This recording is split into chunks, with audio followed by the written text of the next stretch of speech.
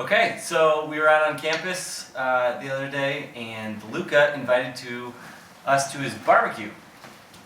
So today we're walking up to this barbecue and we see Luke and his friend outside the house and they're talking to this homeless guy. So we walk up and turns out the guy's name is Michael. He's super desperate. It's just like talking to them about what's happening in his life and everything. And it's kind of out of nowhere, sits down, pops off his shoe, and we're just in there with homeless Michael. So he pops off his shoe, he's got this huge corn on his feet, and I was like, oh my gosh, we gotta pray for this guy. So we sit down there and we spend like a half hour ministering to him, and Caleb's praying for him, and like tears are coming down his face. And so finally we're wrapping things up, he puts on his shoe and he's like, oh my gosh, all the pain in his foot had gone. He was like, he kept doing this with his hands, like my arthritis is all gone.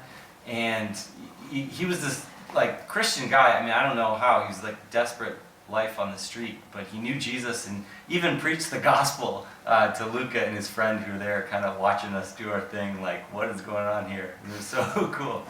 And then we go inside.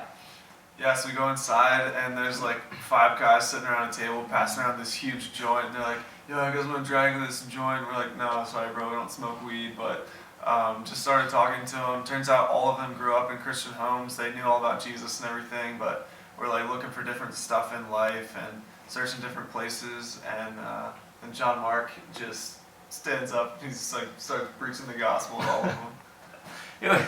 It was so clear and obvious that they were all searching, and like they kind of had moved on. They didn't know what they thought about Jesus. It was like their parents' thing, and they were, experimenting with drugs, and their hunger was just so clearly evident. So we just stood there and talked with them for probably another half hour about Jesus and how he satisfies and the reality of sin, and we challenged their perceptions. And then Caleb busted in like, hey, what would happen if you guys died today? And they were all like, we're actually pretty terrified about that. So we got to just share the hope that we have for eternal life through Jesus.